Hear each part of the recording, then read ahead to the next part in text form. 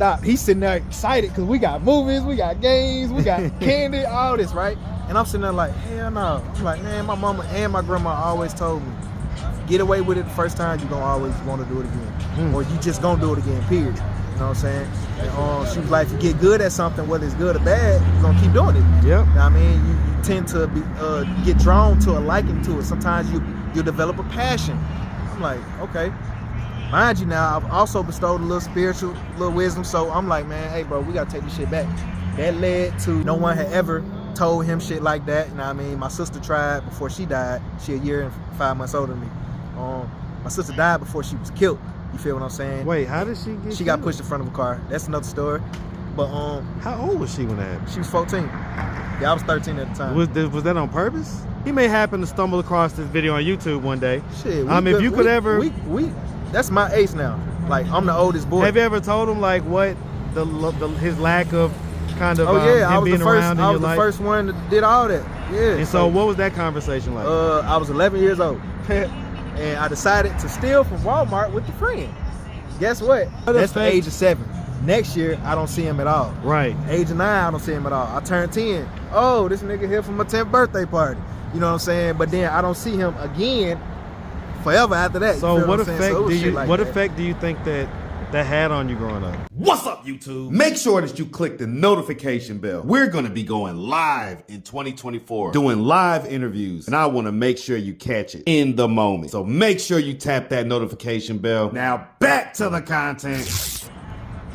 What's up, YouTube? Atlanta Street Interviews out here with another one. So we got my man out here today. How you doing today, man? Spot shit, what going on, man? How y'all doing? Yes, sir. Yes, sir. So are you homeless?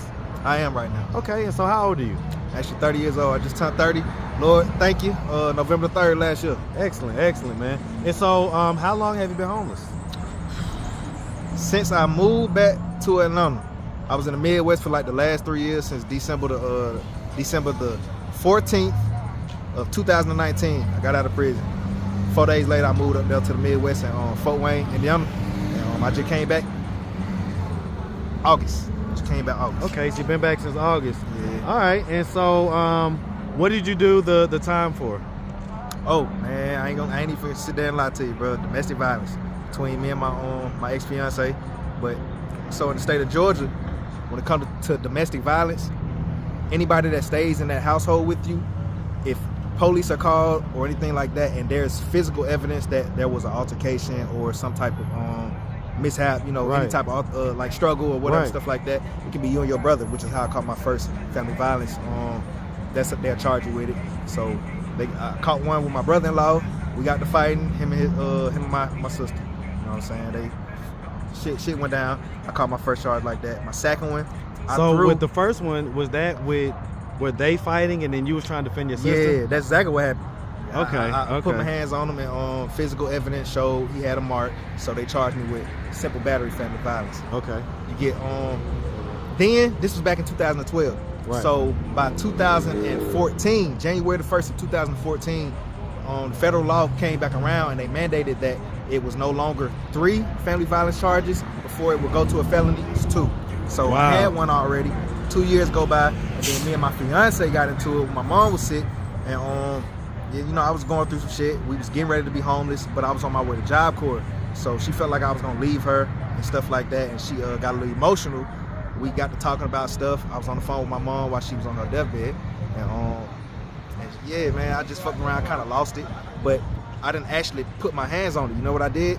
I threw an empty plastic bottle toward her, literally, and it flew past her, and she told the police that they were able to charge me again with simple assault and family violence instead of simple battery, because I didn't actually touch her, but because like you can spit on somebody or spit at somebody, I can do like this and they can hit you and roll down. Right. If you were to go to any law enforcement, or if they were to see that, they can actually charge you with simple assault. Right. You know what I mean? So that's how I caught my second one.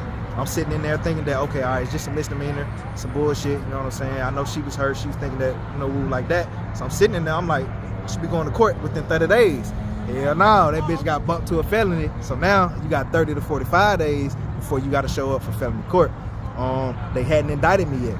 So I was gonna be sitting in there all the way to like March. You know what I mean? This happened in October the 15th of 2014.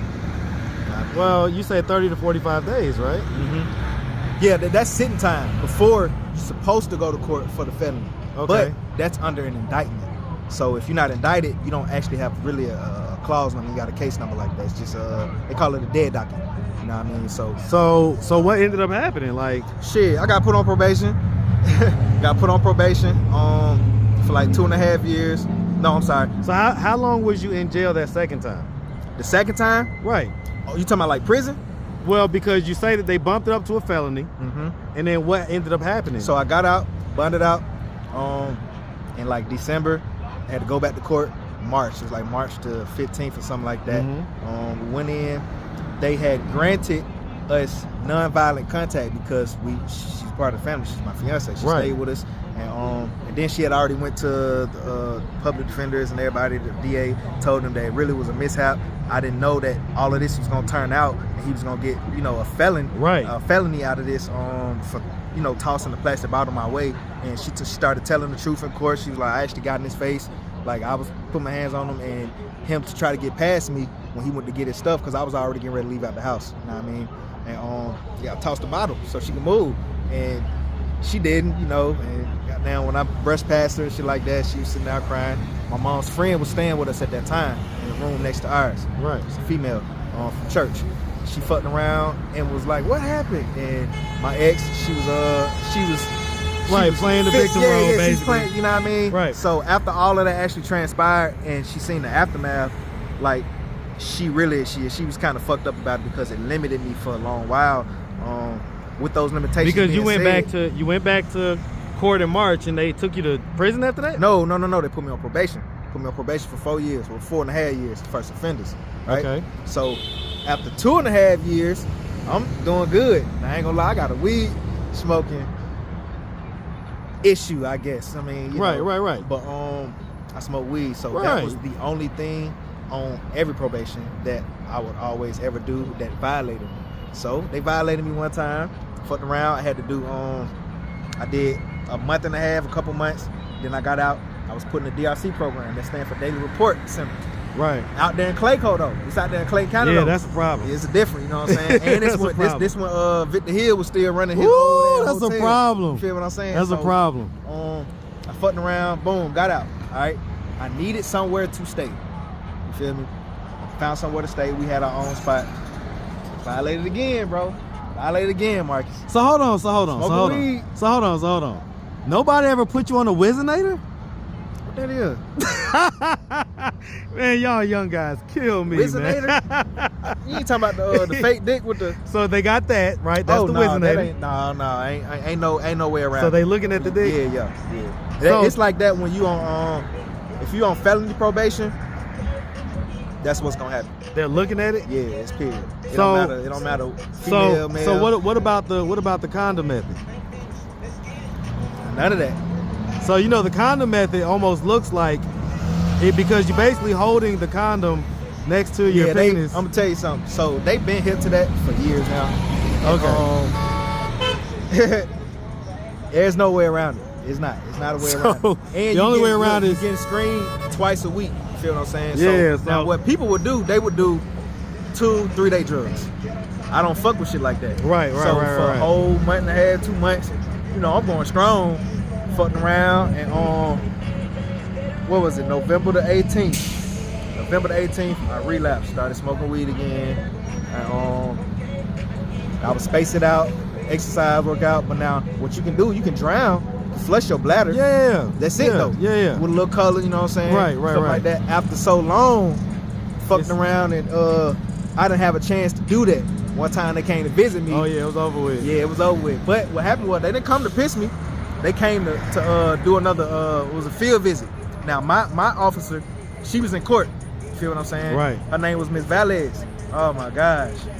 The finest. So I'm about to say she sound fine. Listen, bro. She sound fine. Fully Dominican. You think she black? She got a beautiful daughter. She was trying to put me on everything, bro. Because I was a very good probation need. You know right. You seem like a nice, cool guy. Like, seem like, just like your normal, regular, typical guy out here. No type of, not the type of guy that you think would have spent a lot of time in prison or anything like that. Be that way though, that's life. So and then over the stuff that you did. I'm gonna tell you how I got violated. Okay. When I violated, did the weed when they came to this and that third. Hey, let's come this way real quick, man, because this I don't want this music. Lighting. No, I want the music to demonetize the video. So I'm sitting there like damn, man. I'm getting ready to get out again. Mind you, I ended up doing 6 months off of that violation from the DRC program. Now the DRC program is supposed to be like almost like a last stop if you keep fucking up when it comes to drugs. Right. I always piss dirty with weed. Right. So they put me in that, did good, boom. It was just a whole bunch of shit going on in that program, all right? We had 2 of our main officers who was actually in charge of the whole programs, the classes, every day. They moved. One of them retired and another one moved out of the city to another place. So they brought in 2 new people. So rules changed. Oh yeah. Bonds changed. You understand what I'm saying? Oh, yeah. Stuff like that. These are 2 fresh people who don't nobody know, who you know everybody know. So they going strictly by the book and fucked around. And my first dirty year, they was like, they marked it or whatever, but they didn't tell me they violated it. You know what I mean? So I'm like, okay, all right, this is how they do it. Long story short, I did 6 months off that. When I got out of the 6 months, Marcus, I needed to have somewhere to stay. It was dire. One, when you're on probation, you can't just get out to any address. You understand what I'm saying? You can't get out really homeless either. Right. You can, but they have to release you if you actually done did up all your time. But in between, there's a grace period. You got to be somewhere. You understand what I'm saying? And it's got to be validated for that address. Well, I didn't have that type of validation.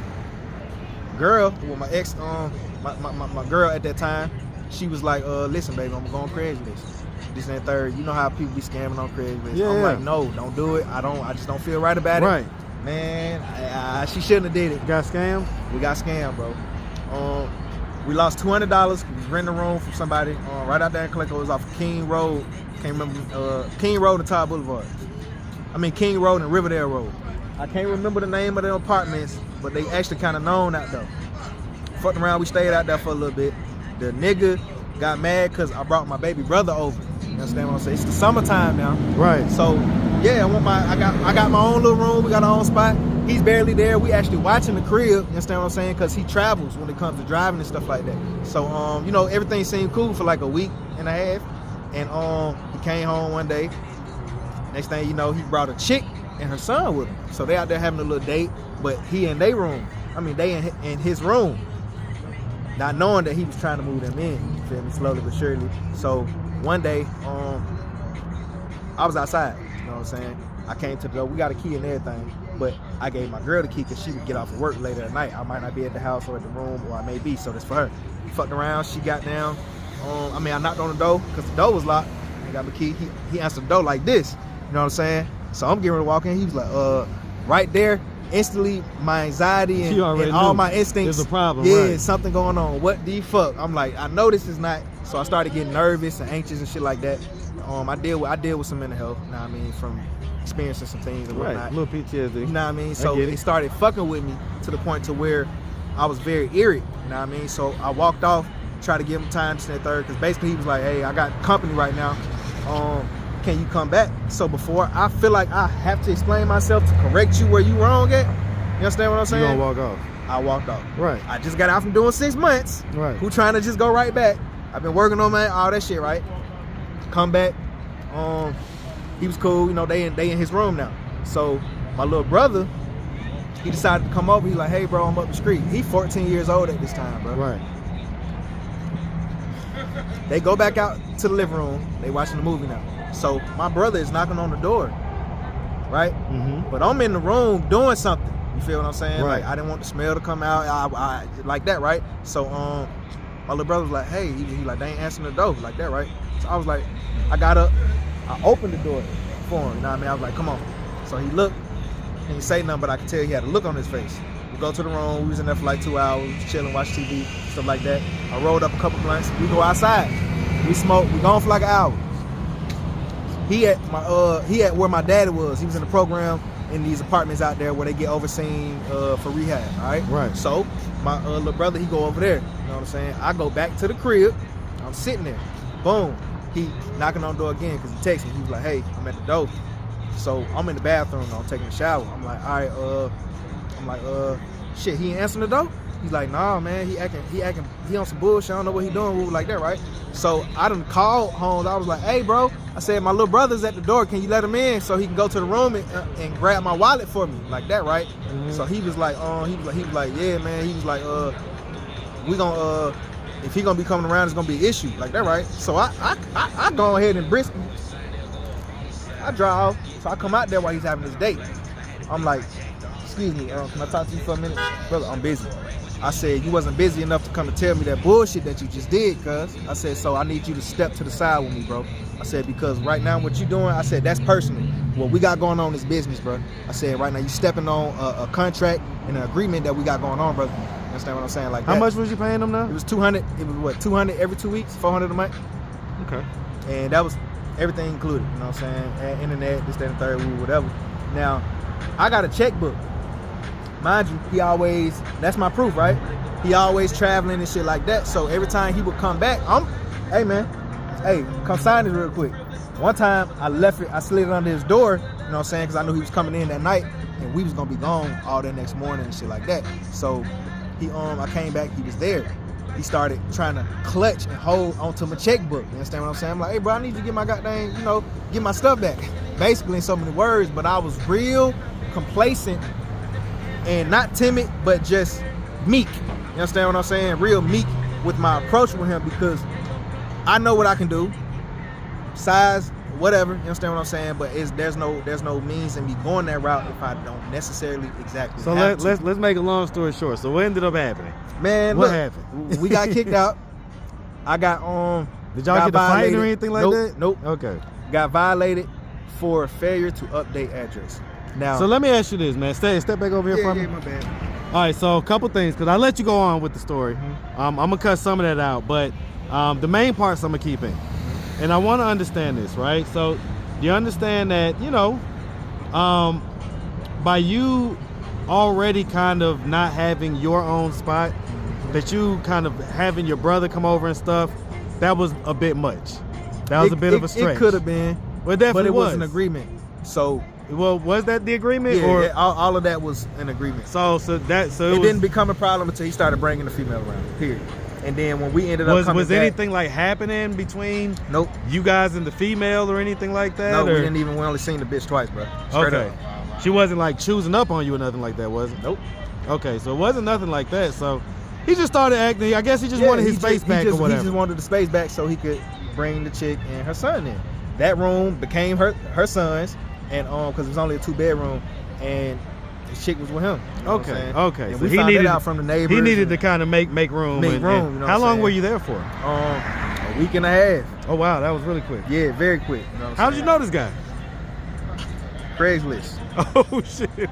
Okay, gotta stay off that Craigslist. Yeah. All right. Yeah, so real quick, she did. Let's real quick. All right, so let's just start from the beginning. Cause where are you from? I'm from Atlanta. I'm from the SWATs originally. I'm about to say, you sound like you from here, man. Southwest Atlanta territory. Okay, man. Shout out to that SWATs, man. Shout it out to that Southwest Atlanta, man. Yes, sir. Yes, sir. All right, so growing up here in Atlanta, did you have both mom and dad in the household? No.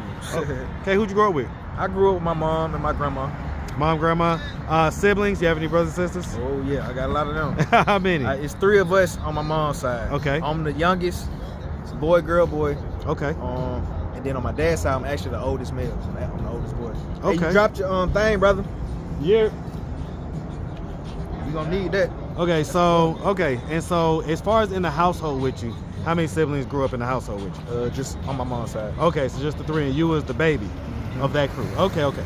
Yeah, he's 43. I'm 13 years younger than him. Who? Your brother? Yeah, Okay. That age. It was a decent little gap. Decent gap. Okay. And what about you and your sister? What's the gap between you and your sister? 5 years. 5 years. So even 8 between them and 5 between me and her. Okay. And so, I mean, growing up, would you say that you had like a fairly normal childhood? Well, I guess normal is only considered by the standards of what you're used to in that environment or as a lifestyle.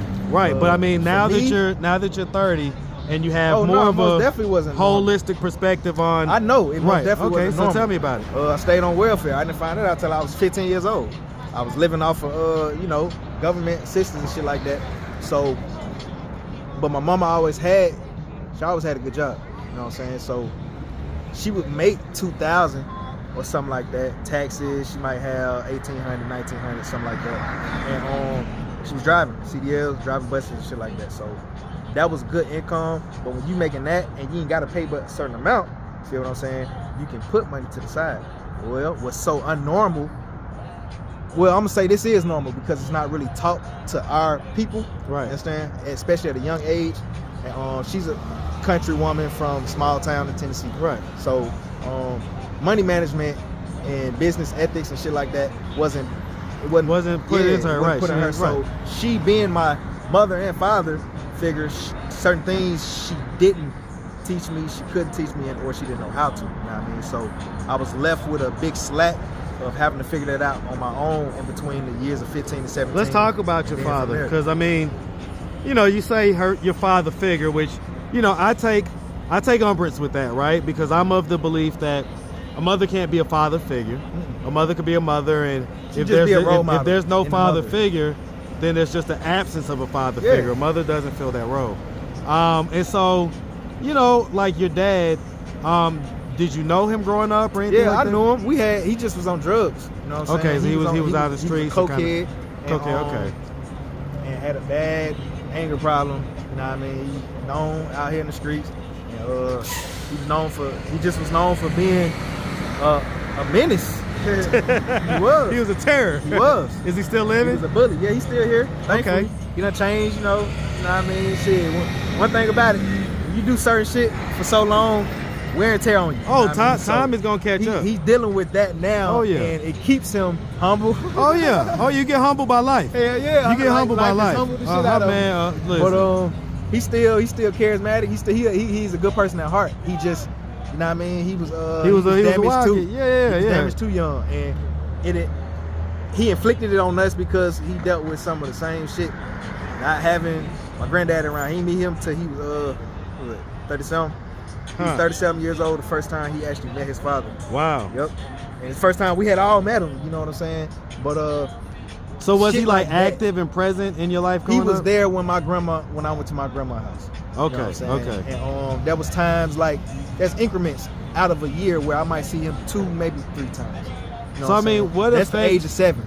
Next year, I don't see him at all. Right. Age of 9, I don't see him at all. I turn 10. Oh, this nigga here for my 10th birthday party.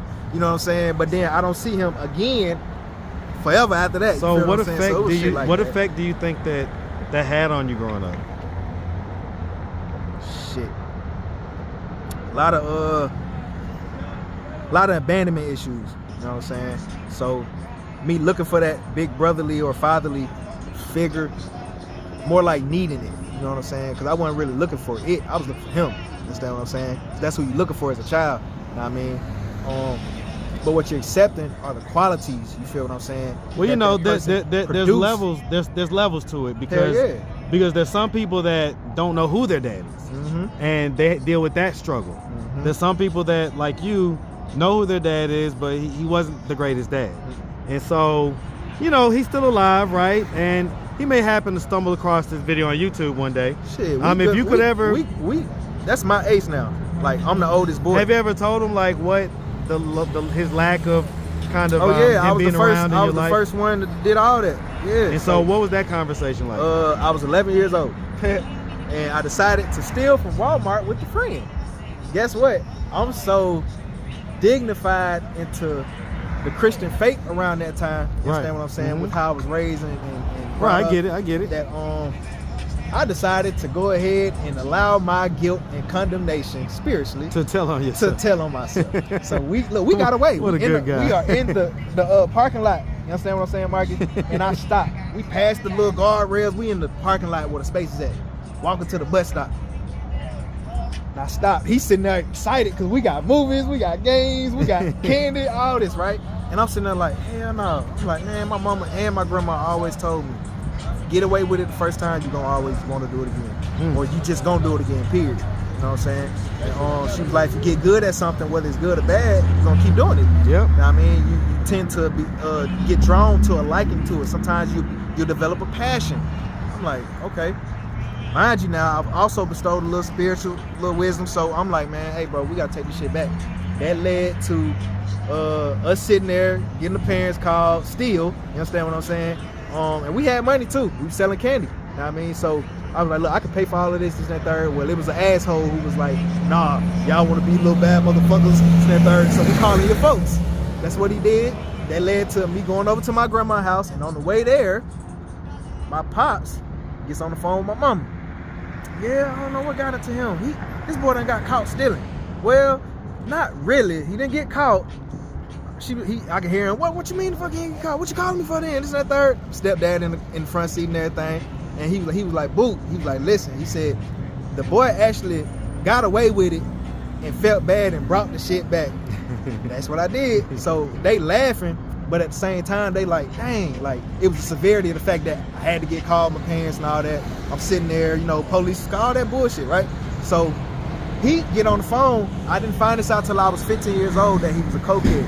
So I got 4 years shy before I figured this out. Right. He as of now I know this nigga high out his mind. I'm talking about high, brother. Hey, Junior, and I'm just zoning them out. And I started tearing. I didn't know that my grandmother was listening on the other line, on the line the whole time. So he's like, man, I'm getting on your ass, I'm getting in your ass, we get this and that third. I was like, man, so? I said, that's all you can do. I said, nigga, that's all you good for, bro. I said, what you mean, bro? I said, you good for whooping me, but you can't be good for being in my life, this and that third. He got quiet.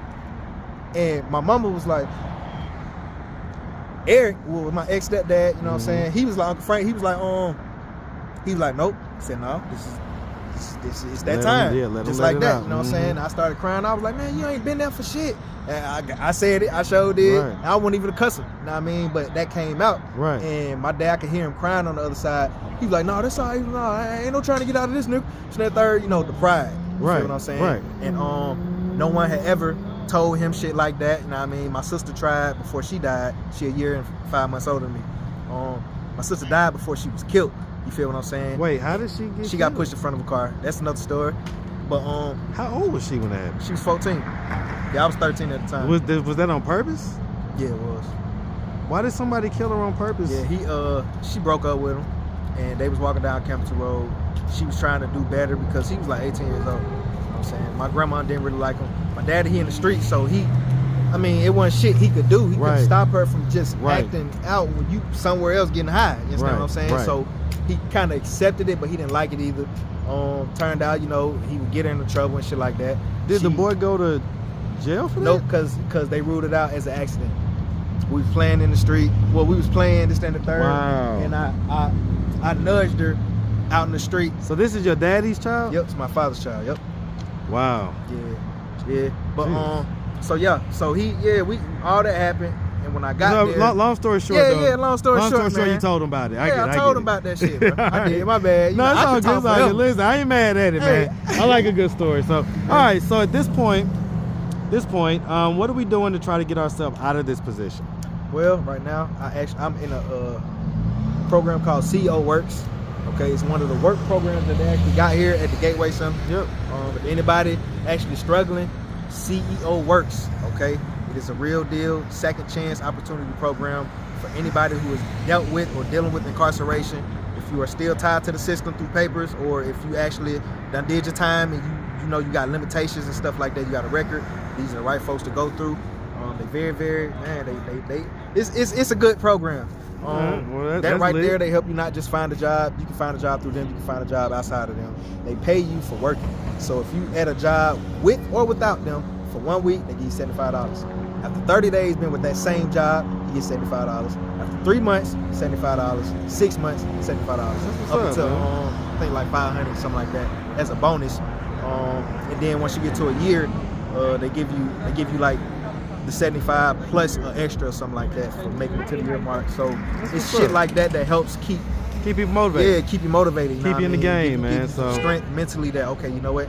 I can do this. I ain't never really worked before, or I ain't never really been good on jobs. I always lose them real fast. It's something to kind of push them to work towards. Yeah, like a little step in the right direction. Yeah, and I love it, man.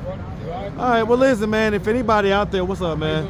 If anybody out there wanted to reach out, help, or donate, do you have a way they could do that? Do you have social media, Cash App, anything like that? Oh yeah, most definitely. James Glenn, right? So no, I'm just playing.